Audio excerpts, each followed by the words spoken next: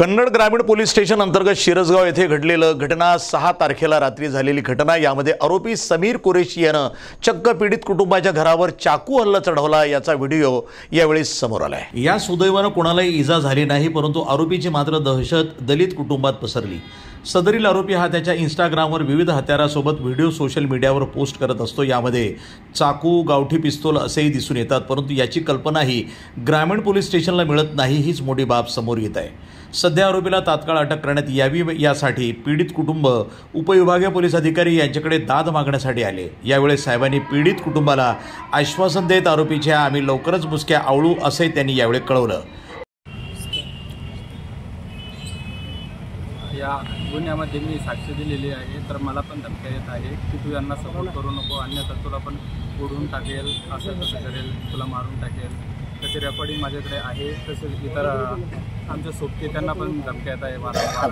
तसंच तो त्याचा मित्र आहे त्याच्या गावामध्ये, त्यांच्या मदतीने तो आमचा म्हणजे पाठलाग करत आहे, म्हणजे तू हे कुठं जात आहे, काय करत आहे। त्यासाठी आम्ही तर आता पोलीस अधीक्षक यांच्याकडे आलेलो होतो, साहेबांकडे। त्यांना कळवलं की या प्रकारचं आम्हाला घाबरवतोय, साक्ष देऊ नका असं तसं। काय त्याची पार्श्वभूमी काय आहे?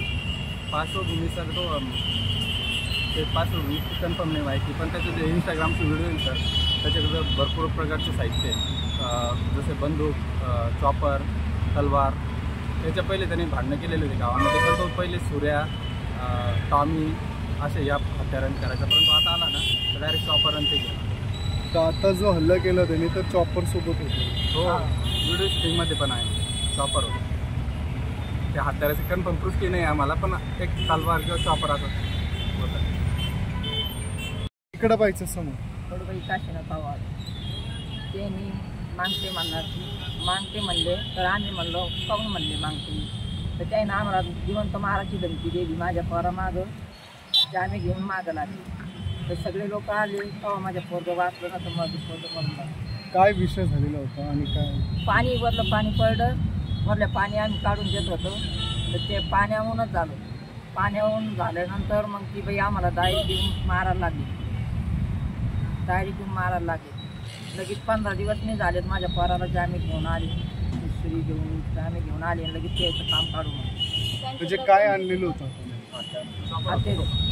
चाकू आता तुमच्या घरामध्ये घुसलं? घराला दौडीच्याला लाथा मारा लागला, तर आम्ही दुसरा दौडीच्या लावून घेतला, या दौडीच्यानं काढून लपून। काय नाव त्याचं? सुनील काशीनाथ बाबा। आरोपीचं नाव? समीर